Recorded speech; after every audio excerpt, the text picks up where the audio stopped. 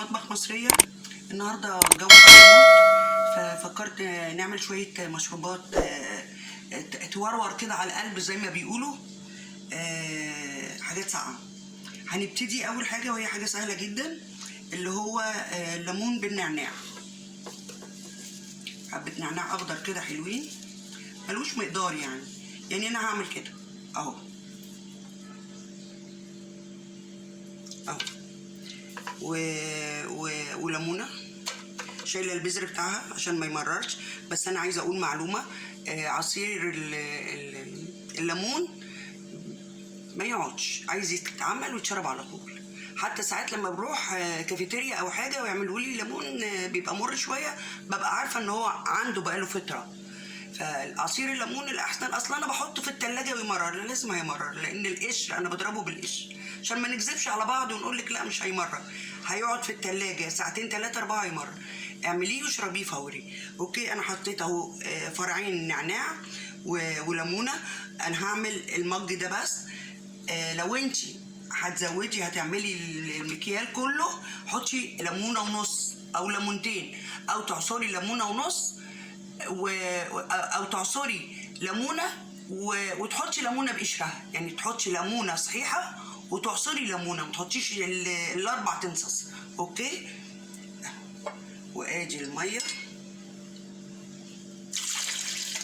انا زي ما قلت لكم ملهوش مقدار. حبه تلج كده حلوين، معلقتين سكر، والسكر حسب الرغبه.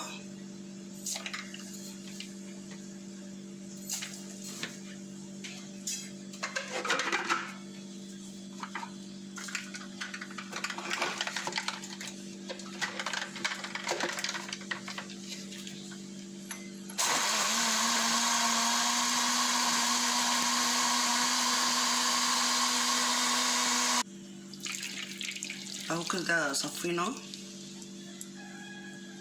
مفيهوش حاجه مطلقا.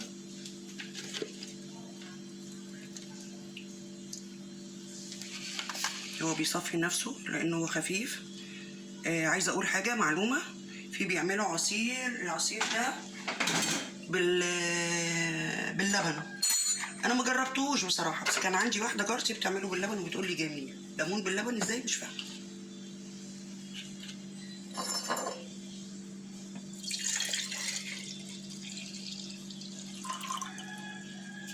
ده في الكافيهات المج ده بالشيء الفلاني.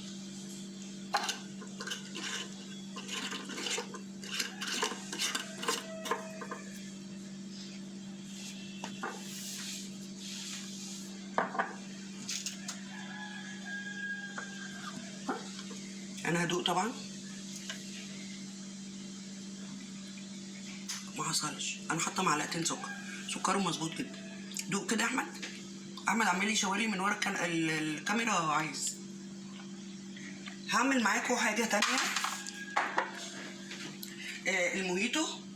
الموهيتو ده نوع من انواع المشروبات، عباره عن حاجه سهله جدا. وهتقولي ليه بصوره فيديو؟ لان الموهيتو ده ليه انواع بمذاقات مختلفه. ممكن توت، وممكن مانجا، ممكن برتقال، ممكن اي حاجه يعني انتي عايزاها. بس للامانه يعني المفروض ابقى مبيته الليمون مع النعناع في التلاجة، بس انا عشان بصور والفكره جت فورا. انا عايزه سكينه. انا زي ما قلت لكم نعناع وليمون. المفروض الليمون ده بيبقى بايت مع النعناع يوم في التلاجة، بس انا بقول لكم عشان التصوير حطيته. طبعا مش بحط سكر ولا بحط حاجه. حبه تلج كده محترمين. وبيتعمل بالسبرايت، ممكن 7 اب، بس بالسبرايت اوقع.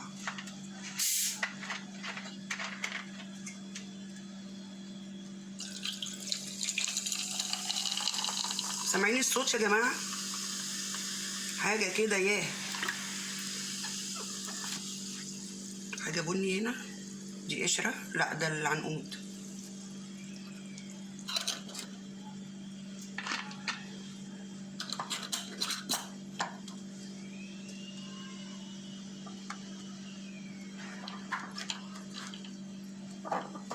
بصوا الجمال ده.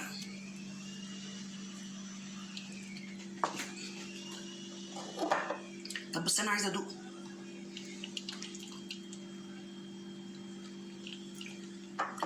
واو.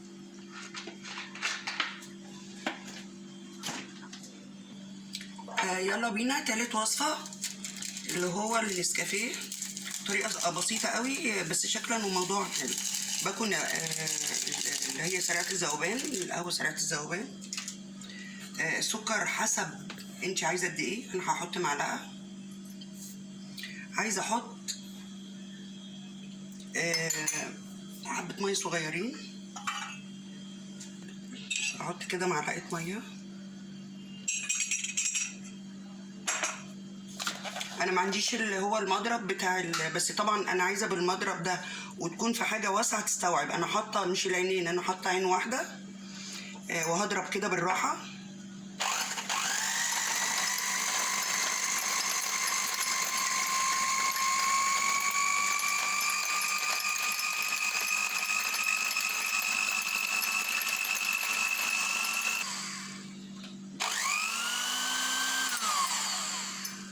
كويس. انا حطيت في البرطمان شوكولات صوص كده. اوكي. اعمل ايه بقى؟ لبن. هو لبن ساقع.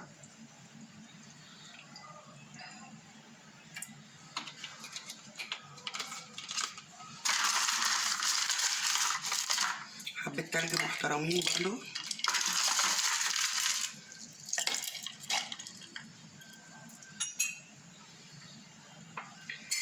الخليط بتاع النسكافيه اللي ضربناه.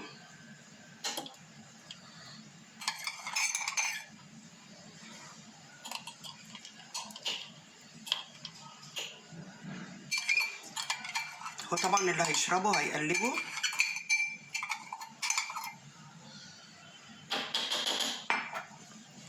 كمان قوي قوي عليا. يا سلام يا سلام. انا خلاص هفتح كافيتيريا على الامه. مش عارفه برضو كنت هعمل حاجه وكنت هفتح برضو على الامه حاجه. الامه غوياني يعني. اوكي.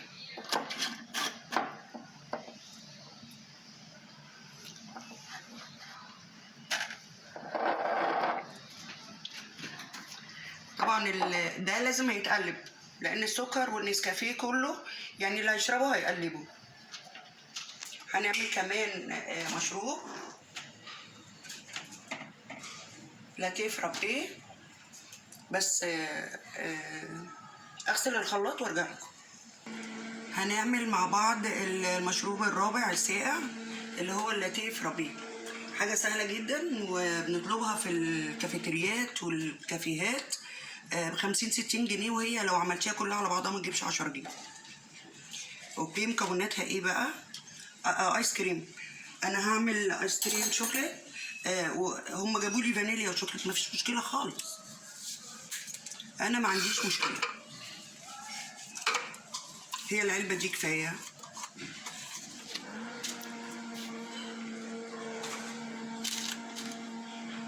مش مهم اللي وقعت على الرخامة دي، والله أنا نضيفة بس هي وقعت على الرخامة والرخامة نضيفة. أوكي. وباكو نسكافيه.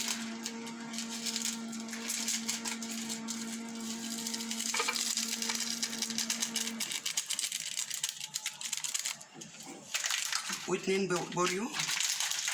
بوريو أو أوريو اللي عندك.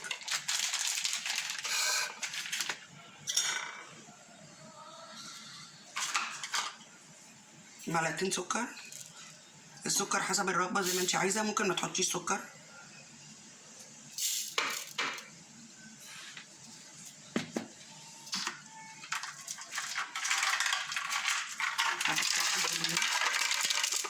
تلج خلاص.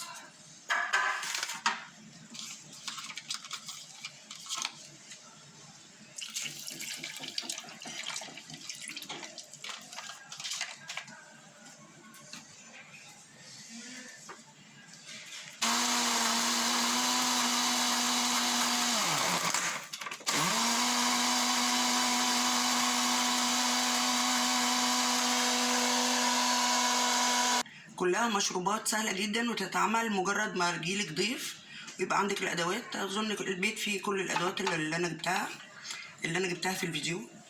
اهو كده علي بقى كده وانت بتصبي، تحفة. ده لاتيه فرابيه. مسميات انا على طول بنسى الحاجات دي، بس بسأل الولاد يقول لي لاتيه فرابيه يا ماما، قلت لك 100 مرة. انا بيتهيألي اكمله مش هدوقه، فظيع. انا عايزاكم تجربوا الوصفات دي، حلوة وزي ما قلت لكم تحفة للضيوف. والشكل التقديمي طبعا بيبقى عليه عامل عشان تقدميه كده. معظم الكافيهات بيقدموا في البرطمانات. حتى انا لما قلت لاحمد ابني احمد انا عايزه البرطمانات عشان اصور، بقول له عايزه برطمان مش بقول له عايزه مج. في منتهى الجمال والروعه. النهارده عملنا مع بعض الليمون بالنعناع. طبعا ملوش مقادير، بس المج ده ليمونه قسمتها 2 وشلت منها البذر عشان ما يمررش، وحطيت فرعين نعناع وحطيت عليهم سكر وميه وتلج وضربتهم في الخلاط وصفيتهم وحطيتهم كويس. ودوت الموهيتو او الموخيتو، هو مكسيكي الاصل. هو يعني بيبقى باي فليفر انت عايزاه. انا عاملاه النهارده بالنعناع وبالليمون. ممكن بتعمليه بالمانجا، ممكن بتعمليه بالبرتقال، يعني اي فليفر تحطيه وتحطي عليه سبرايت. مش 7 اب، عايزه 7 اب اوكي، بس السبرايت اوقع اوكي. وما عملتش فيه اي حاجه غير انه حطيت عليه تلج. النهارده عملت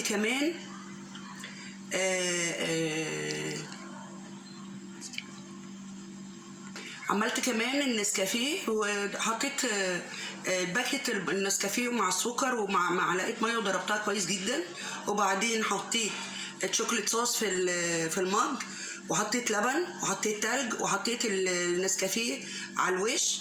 اللي هيشربه لازم هيقلبه، بس هو بيتقدم كده في الكافيهات على فكره من غير الغطا. بيتحط زياده كمان لو عندك كريم شانتيه، بس كده هي حاجات ساقعه وسهله، مش عايزين نعقدوا الدنيا. يعني ممكن تحطي كريم شانتيه على الوش وتحطي عليه كمان شوكليت صوص اوكي. ودوت فرابيه لاتيه فرابيه. عملناه ولا حاجه، ما فيهوش حاجه خالص غير ان انا حطيت لبن وتلج وسكر وباكيت نسكافيه وعلبة ايس كريم تبقى موجودة عندك وبوريو وتلج، وضربتها في الخلاط. انا اتمنى مش تشوفوا المنظر، انا اتمنى تدوقوا الطعم. انا كنت معاكم النهارده في مطبخ مصريه، عملت لكم المشروبات المثلجه، اتمنى تجربوها وتستفادوا مني يعني لو عندي يعني استفاده. ما تنسوش سبسكرايب ولايك وشير وتفعيل الجرس يوصل لك مني كل جديد. بحبكم قوي وتفضلوا معايا. باي باي.